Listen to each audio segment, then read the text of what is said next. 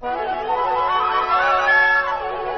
present My Favorite Husband, a new series based on Isabel Scott Rorick's gay, sophisticated Mr. and Mrs. Cugat, starring Lucille Ball with Richard Denning.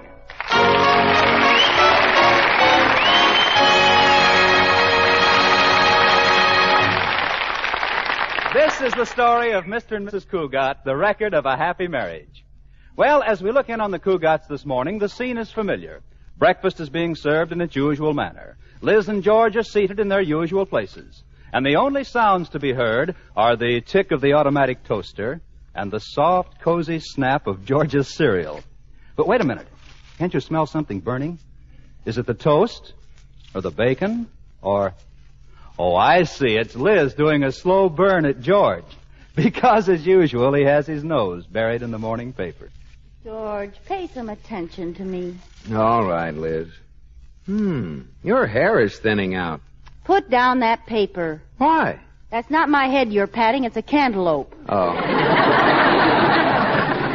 You're always so businesslike in the morning. Why don't we ever have the kind of breakfast we had when we were first married? Remember those? I certainly do. What do you remember most? The burned toast and the lumpy cereal. Now, George, I tried to be a good cook. Yes, you did. You tried everything. You know, it was very smart of you to butter the toast with unguentine so it wouldn't burn. All right. Maybe when we were first married, I couldn't cook. But you weren't handy around the house either. You couldn't even fix the lock on the bathroom door. Oh, Liz, that was 10 years ago. Do you still remember that? Yes, every time I climbed through the window. No. I'm ready to call a truce. And how about the time you rewired the house? Oh, now don't bring that up. For 2 weeks, when you pushed the doorbell, the lights went on in the attic. Now, Liz. I ran upstairs so many times I felt like a lighthouse keeper. Yes? I said truce. Now, how about a big early morning kiss? There's nothing I'd rather do. Well, come close to me. Close enough? No, real close. How's this? Swell. Now put your arms around me. Oh, George. Now scratch my back. George Cugat, if you don't kiss me right now, I'll come to breakfast tomorrow morning in curlers and a mud pack. I thought that would do it. Ah. Liz, don't be silly. I'd kiss you anytime, anywhere, any place. What are you giggling about? How about 3 o'clock in the YWCA steam room? It's a date. George, you know, maybe you shouldn't kiss me in front of the windows. The neighbors might see us. Who? The Chamberlains aren't home, and old General Timberlake is too nearsighted to see anything this far away. Not when he uses binoculars. General Timberlake. What a character. Oh, George, the general's just eccentric. He's a dear old man. Yeah, you didn't call him a dear old man the day you were having a garden party and he turned on the sprinklers. I don't care. I think he's sweet. I suppose he was sweet the day Katie was airing my raccoon coat and he shot it full of holes because he thought it was a bear. Well, he explained he didn't have on his glasses. Well, even without his glasses, how could he think a bear would have a Yale pennant in his pocket? Oh, now, dear, don't be so hard on him. You know, I've been worried about the general lately. He used to take long walks every day, and he hasn't been out of the house all week. I think I'll go over and visit him. You're really asking for it. He'll bore you to death with those stories of battles he claims he was in. Well, how do you know? Some of them may be true. Anyway, I think I'll go see if anything's wrong. Oh, that sounds like Corey Cartwright's horn. Well, I guess it's time to leave for the bank. George, every time Corey drives you to the bank in that car, I worry. Why? Because that car is built for parking, not driving. It has reclining seats, indirect lighting, hot and cold running chorus girls. That isn't a car, it's a nightclub. Well, Corey does a lot of his entertaining there. Oh, he thinks he's such a Casanova. Oh, Corey's a lot of fun.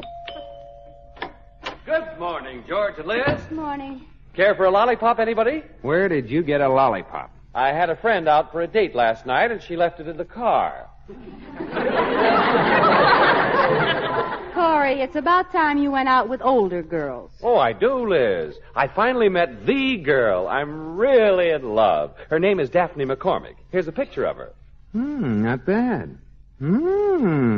George, I told you not to read at breakfast. Isn't she a ravishing creature, though? Look at those lines, that color, the modern design, and all those extras, too.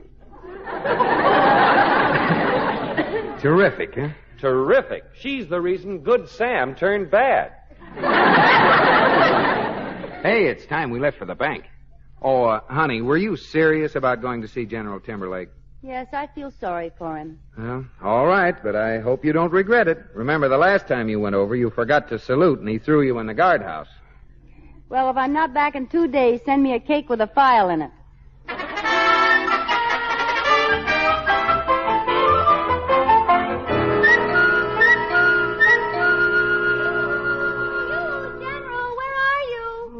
I'm over here by the hydrangea bush. Oh, hello. How are you today, General? Attention! Oh, sorry. I forgot to salute. Eddie, pull up a knapsack and take a load off your caisson. Thank you, General. How have you been feeling? Oh, fine, thank you, Mr. Cugat. Fine, yeah. I ain't felt so good since the Battle of Bull Run. No, there was a fracas. You know, I was the youngest officer there. General, you were in the Battle of Bull Run. That was 80 years ago, and you were only a baby. Yes, I was the youngest officer there. General, are those some new medals you're wearing? I don't believe I've ever seen that big gold one with the red, white, and blue lettering. Oh, that one. Well, that's a special medal commemorating one of the greatest events in our country's history. Let me read the inscription. Well, Jubilee sale, Sears and Roebuck. No, there was a fracas. We've been worried about you, General. You haven't been taking your daily walks. Your leg isn't bothering you again, is it? Oh, no, Miss Cook. It only bothers me on the anniversary of the day I was wounded. Oh. You know, I was surrounded by a howling mob of enemy. They charged me from every side, but I stood them all off single-handed. What battle was that? Jubilee sale at Sears and Roebuck. General. You know, I've really been concerned. I haven't seen you around for a couple of days. Is anything wrong? Oh, well, now that you mention it, there is, Miss Cugat. I've been sort of keeping company, you know, with Winifred Higgins, the librarian, and... Well, now we had a quarrel, because, I did a terrible thing, and Miss Higgins will never forgive me. Well, what did you do? I kept a 14-day book 15 days. Oh, that's too bad. You used to go to the library every night to study history, didn't you? Well, now, frankly, Miss Cugat, I wasn't studying history so much as I was studying Higgins. I know Miss Higgins. She's that gray-haired librarian, isn't she? Yeah. Don't let that gray hair fool you, though. She may be an old edition, but she's still got a beautiful table of contents. Libraries are such romantic places. Yeah. Well, that's all over for me now. Oh, now, General, Miss Higgins won't stay mad if you go to her and apologize. No, I tried that, but didn't work. I'm a lonesome man, Miss Cugat. I ain't got nobody to talk to about my battles.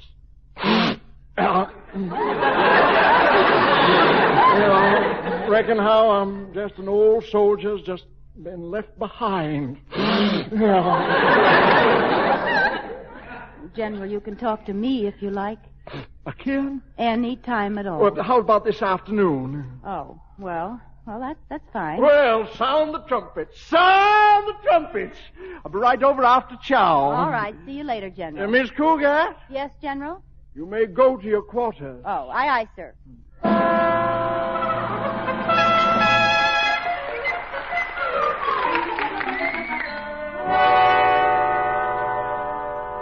Now, you better practice your salute, Katie. The General's coming over.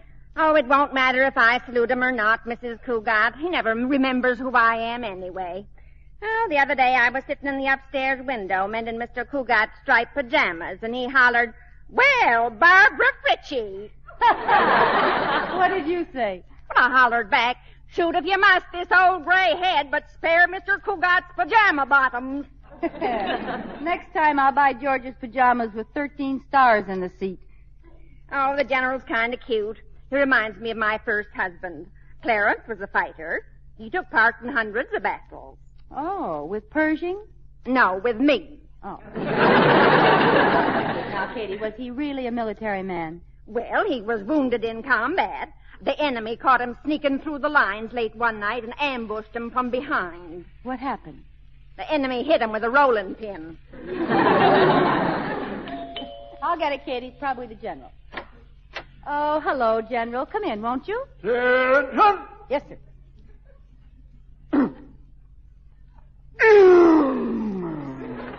Salute him, Katie, or he won't come in. Oh, yes, ma'am. Annie. I'll be out in the kitchen doing KP.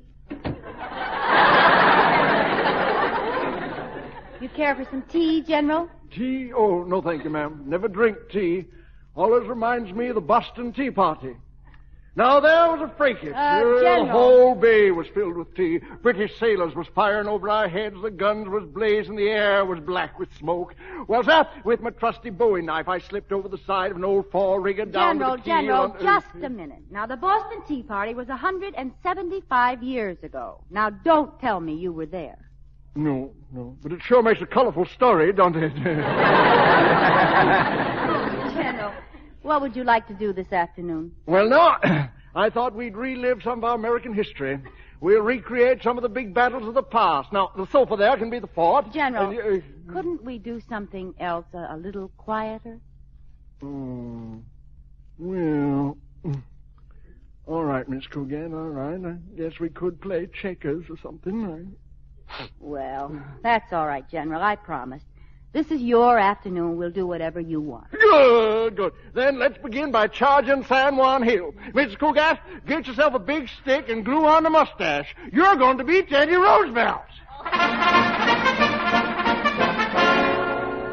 Now, Miss Cugat, this chair is General Lee, and I'm General Sherman. What am I going to be? You're the outskirts of Atlanta.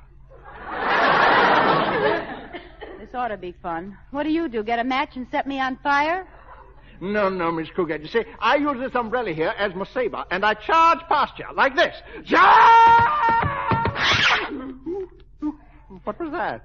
You caught your saber in the outskirts, and now there's a big hole in the south side of Atlanta. Oh, General, don't you think we fought enough battles today? Why, Miss Cugat, we're just beginning to take Bunker Hill. But my troop is starting to droop. Well, we can't lag back now. You're in command on the north side, I'm in command on the south side, and the lamp is Bunker Hill. Now I'm going to make a frontal attack. Charge! Oh, well, I'm sorry, Miss Cugat. Well, what happened, Mrs. Cugat? Why, just standing there staring at the lamp. Mrs. Cugat, say something. So long, Bunker Hill.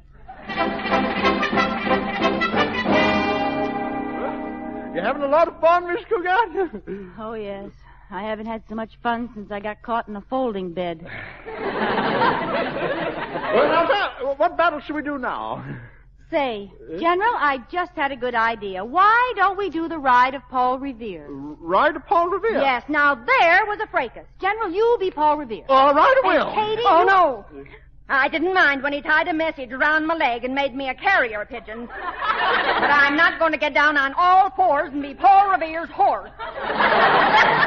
No, you're the Old North Church. But before you give the signal, open the front door. Paul's going to take a long ride. Yes, ma'am, I get it. Go ahead, North Church. Give the signal. Paul, the British are coming. Yeah, the redcoats are coming. Warn the countryside. Start riding, Paul. The British are coming. Well, here we go. To arms! The redcoats are coming in. Charge! General, that's the hall closet. Sorry. Wake up! The British are coming. Charge! The redcoats are coming. He's gone. Oh, it's too bad he had to do that. I can't help it, Katie. He was wearing me out. If he comes back, tell him Molly Pitcher deserted.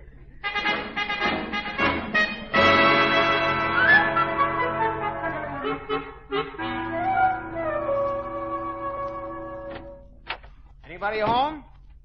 Liz? Oh, good evening, George. Honey, what's the matter?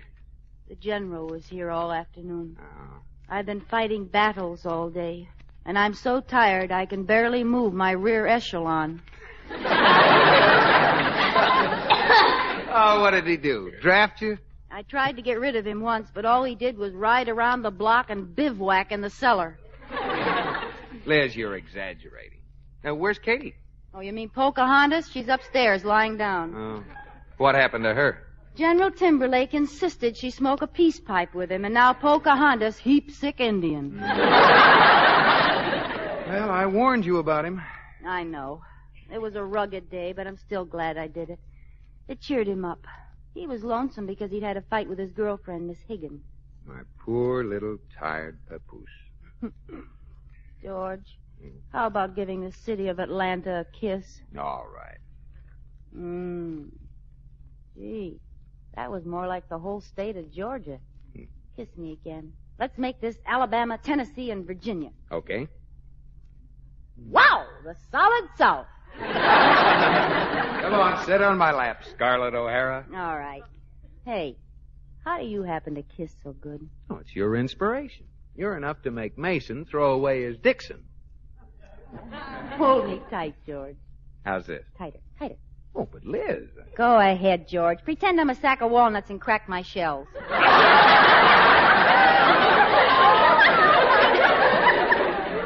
Look, Nutty, move over a minute. You're crushing my carnation. George, you know, sometimes when I'm with you, I get the strangest ringing in my ears. There it is again. No, honey, that's the phone. Oh. Hello. Oh, yeah, yes, General. Yes. Oh, no, I couldn't possibly. You see, well, General, it's just that, well, if you put it that way, General, all right. Goodbye. Well, Liz? That was my commanding officer. We march at dawn. What do you mean? We're going to spend tomorrow at the museum, and we're taking somebody along with us. I pity the poor devil who's going with you. So do I. It's you. Oh, no. I'm not going, and that's final. But, George, he wants you to go so much, and I promised you would. I'm sorry, Liz. I'm not going. George, he gave us a choice. If we don't go to the museum, he's coming over to reenact the burning of Rome, and he wants you to be Nero. I surrender. What time does the museum open?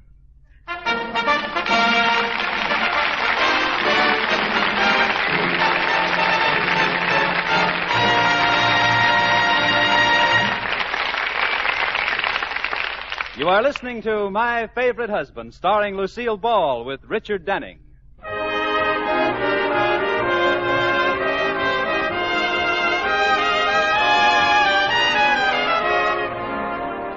This is the story of Mr. and Mrs. Cugat, of Liz and George, and especially Liz, who made a gesture of friendship to their next-door neighbor, the General, a gesture that was a signal for a full-scale invasion. Well, the General is not only anxious to be friends, he seems to want to form a permanent military alliance. Well, Saturday morning, the General, Captain George, and Lieutenant Liz made an inspection tour of the museum. Well, Saturday afternoon, they all had target practice in the backyard. And now the captain and his first lieutenant are back in their own camp discussing strategy. Where's the General now, Liz? He went home to get cleaned up, but he's coming back in half an hour, so you better fill the bathtub with ice cubes. Fill the bathtub with ice cubes? Why? He's going to demonstrate how Washington crossed the Delaware. Oh, Liz, I can't stand much more of this Army life. Neither can I. On the last march around the museum, my feet felt like 2 blisters with shoes. Well, I've had enough. Oh, he's a nice old guy, but when he asked me to climb inside the barrel of that cannon, that was the last straw. He just wanted you to see if the powder was dry. Yeah, well, if it had been, when he lit that fuse, I'd have been real gone. George, I've got an idea. There's only one way to get rid of the General. We'll patch things up with Winifred Higgins. How? Well, they say the way to a man's heart is through his stomach. We'll have them both over for dinner. Yeah, I think you've got something there. Give them 1 ear of corn between them, and they're bound to get together.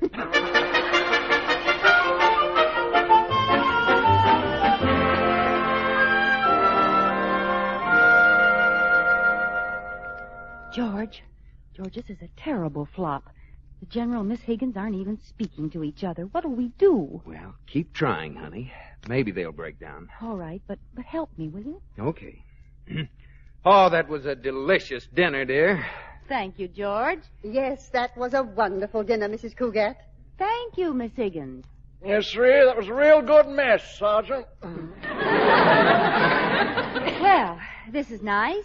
All of us being here together, isn't it? Yes. Yes. Yes, sir. Oh. Well, that was fun, wasn't it? Miss Higgins? Yes? How's everything at the library? Yes, Miss Higgins. How is everything at the library? Oh, fine. That's nice. People still reading as much as ever, I suppose? Yes, they are. That's nice. Help me, George. All right. Miss Higgins, Yes, Mr. Cugat? read any good books lately? Say, Miss Cugat, did I ever tell you about the War of 1812? Yes, you did. Say, Mr. Cugat, did I ever tell you about the War of 1812? Yes, you did. Say... Yes, you did.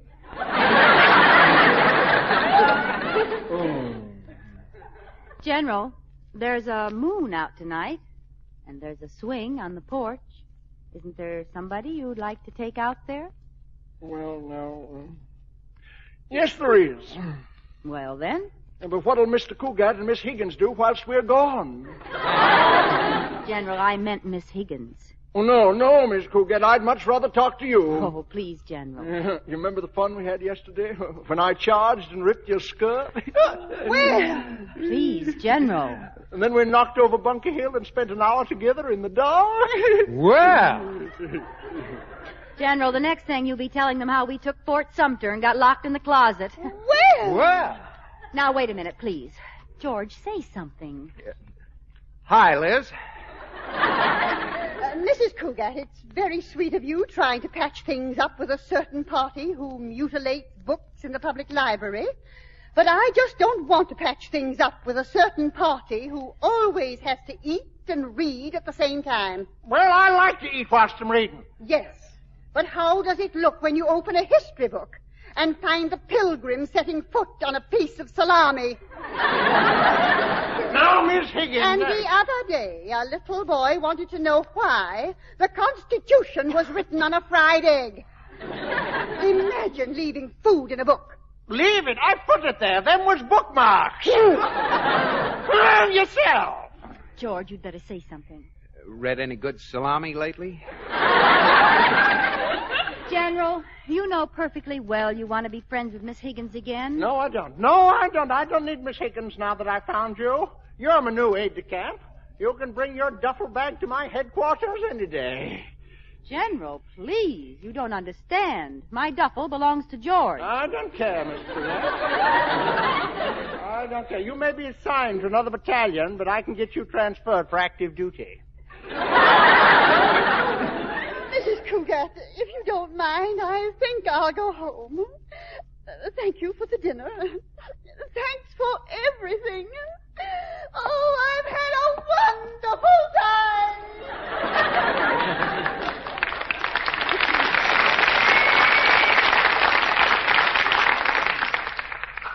Now, General, aren't you ashamed of yourself? You've made her cry. Well, didn't expect her to do that. I tried to get you two together, and what do? You ruin it. Now, Liz, it isn't all the General's fault. Don't forget it was your idea. Well, I might have known this would happen. Just when the battle's going against me, my own captain looks me in the face and shoots me in the back.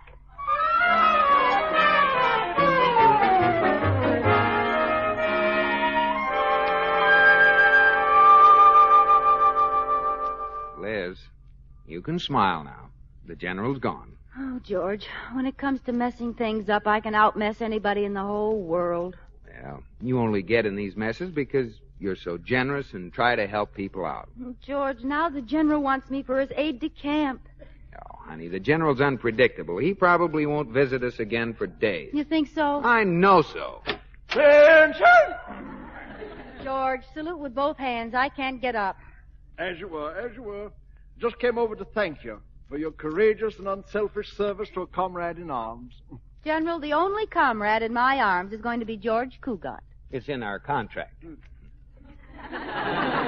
Well, now, Miss Cugat, don't you worry about me. Miss Higgins and I finally made up. Yeah, we're as close as Kaiser and Fraser. Miss Higgins isn't mad at you anymore. No. She was waiting for me by the hydrangea bush. And she said I could take books out just so long I kept mustard off my bookmarks. Oh, that's wonderful. The end of a perfect day. Yeah. Of course, now there's just one thing that kind of worries me. What's that? Miss Cugat, I was using my charms on you for selfish reasons, and if it turns your head, I'm sorry. I was just trying to make Miss Higgins jealous. Why, General. General, you're kind of a wolf. Yeah. With my hair, I'm more of a silver fox, don't you think?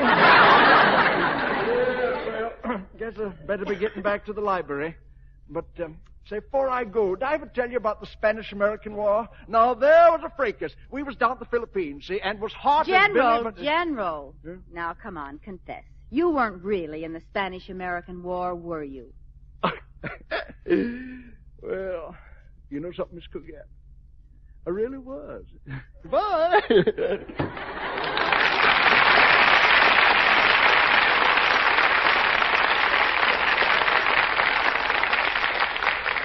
I never want to live through 2 days like this again. It was kind of hectic, wasn't it? It reminds me of our honeymoon. Our honeymoon. Now, there was a fracas.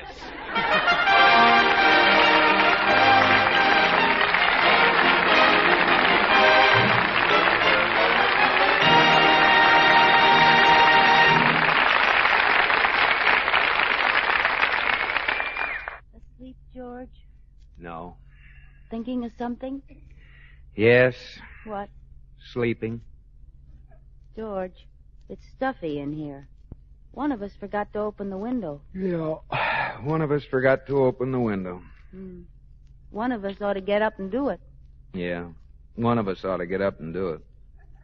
Well, somebody's got to do it. What are you waiting for? A burglar.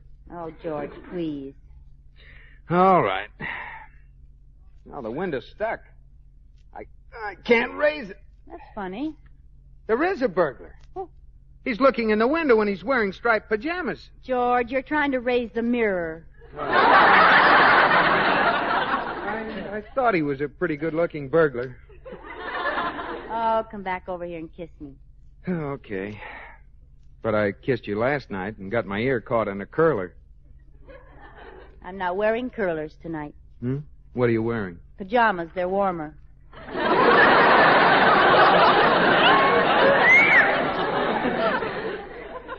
Well, here's your good night kiss. Oh, George, I'm lucky to be married to you. Why?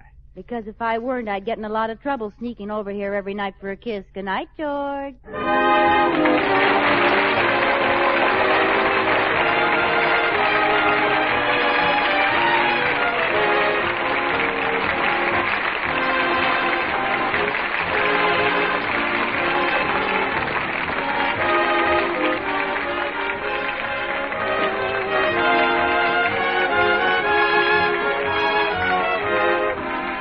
My Favorite Husband has been presented through the worldwide facilities of the United States Armed Forces Radio and Television Service.